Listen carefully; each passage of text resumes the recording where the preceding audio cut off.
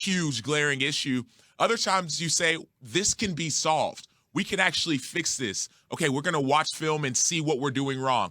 No, the plays are actually being called correctly. It's us that are trying to peek this way, peek that way, jump out of this gap, jump out of that gap. So you really just go back to your fundamentals, and you know that it works. Last year, this is one of the top defenses in the NFL. For parts of this year, this defense has been great. But then you start doing things that you don't usually do, then you get back to your fundamentals, which is what the Dallas Cowboys did as far as it relates to the run game. Then they're able to start rushing the quarterback again. And on top of that, the New York Giants again, we're talking about matchups. The Giants are a bad Cowboys are a bad matchup for the Giants because the Giants can't throw the football. So from a defensive standpoint, what they say is, we dare you. We're gonna load up the box and we're gonna knock these dudes around and we're gonna hit Saquon Barkley, but we want Daniel Jones to beat us. If you can beat us with your receivers, because we don't need to double nobody. If we'll play man-to-man across the board, if you can beat us with those dudes, then the game should be yours. Sam Acho, ESPN football analyst, 9-year NFL veteran, joining us this morning on Keyshawn, Jay, Will, and Max.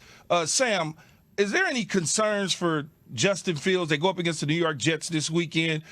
He's got a AC joint situation going on in his shoulders. What should they do with him? Should they just sit him, rest him? Should they just take the pads off of him the rest of the season, or go week to week? It should be week to week, number one. But number two, I don't think he should play this week. They asked him a few days ago, maybe it was Tuesday or Wednesday. They said, would you be able to play? And he said, man, if the game were today, no. And we know how tough Justin Fields is. He's leading the league in rushing on third downs and first downs on third down. And he said, I could not actually play right now. So if it's me, you know this guy's your future. You don't want to you're not playing for a playoff spot right now. You don't want to put him out there with a bad shoulder, and now you get it injured more, and now he's out for the rest of the season. You're playing the Jets. They're with the backup quarterback. Find a way to win without him. Okay, Acho, so we asked this question. Who's the best team in the NFC? It's still the Eagles Philly for you? For me. It's still Philly. It's still Philly. See, I go, you know what's so weird Amber, is I go week to week, right? You keep changing your mind? I changed my mind because a couple weeks ago I'm on NFL Live, and Adam Schefter comes out with his report. We're on together, and he says, well, the San Francisco 49ers are getting 11 players back. Deebo Samuel, and I go, yeah, I like San Francisco. Then I go, I watch them play. I'm like, well, I don't love them. And then I watch the Cowboys play yesterday, and I go, man, they gonna steamroll everything. You know, and so I go back and forward with this NFC question, but I also think that Philadelphia is a really good team. I want them to grow a little bit more. I want to see if when it really comes down to the end, can they against Dallas in Dallas? If they get Dallas in Dallas, I think I'm going to stick with Philly the rest of the way. Where do you want to see the growth, though, Key? Because I get you. My thing was like, man, can y'all stop the run? They brought in these two dudes, Linval Joseph and Ndamukong Suh, still weren't really able to stop the run. And I know it takes time for guys who have been sitting at home. Suh's been at home. Yeah, they was on the streets. I mean, there's a reason that they were on the streets, right?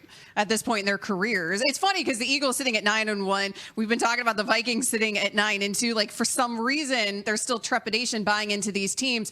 But Sam, what about the AFC? Because I want to throw this out to all of you guys too, because we haven't been talking about the AFC. Like, is it still clear cut who's the best team even in the AFC? Are the Bills being overrated here? Were the Kansas City Chiefs being underrated earlier in the season? Who's the best team in the AFC, Sam? I don't know if it's that clear cut. It's a lot of good teams in the AFC. I heard Jay was like, yeah, it's clear. I don't think it's that clear cut. Obviously, Kansas City, you could say they're the cream of the crop. But Miami's got 7 wins. The Tennessee Titans are playing good football. You hear that, Key? You hear that, Key? I'm just naming teams. Baltimore, 7-win team. I'm saying there are many teams that are up there when it comes to teams that can compete for a championship. Buffalo as well. There's 4 or 5 teams. I don't think it's as clear cut. Sam, like this is why I do think it's clear cut, because I do think that Kansas City is the team until they're not the team. I mean, their book of stuff that they've been able to accomplish over the last 4 years they've hosted the AFC Championship every single year. So, I mean, even last year, it's like they were there. Like, their defense got figured out. So, I'm okay with saying I think Kansas City is the best team. Doesn't mean that they're going to get to the AFC Championship, even though I would bet that. because I think that Patrick Mahomes continues to prove that he is the elite of the elite as it relates to the quarterback position. And by the way Eric Bieniemy, the way that Andy Reid, they call plays, Travis Kelce, it's ridiculous what they've been able to accomplish thus far. I'm a little different when it comes to this sort of stuff, man. I start to think about teams at home. If Kansas City plays at home, I'm rolling with Kansas City. Buffalo plays at home, I'm rolling with Buffalo.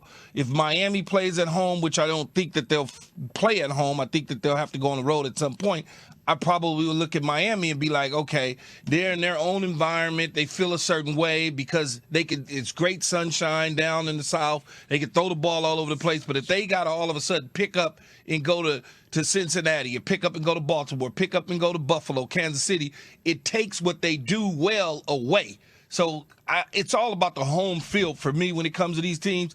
Tennessee is probably a team that a lot of people are sleeping on because of what Tannehill did last year against Cincinnati and not really realizing their formula is defense and run the hell out of 22 and get out of there with a W if it's 3-0. That's what they want to do. So it just moves around for me. It moves around for you in both of these conferences.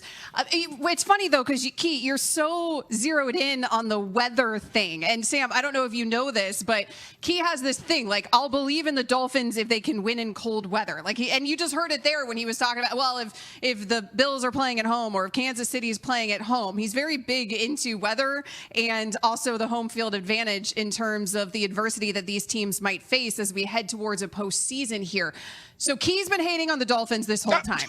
Sam, where do you stand on the Dolphins? Do you need to see Tua Tagovailoa do it in Buffalo? Amber, that was a long setup just to get to keep that was it. I was like, is it the weather or home games?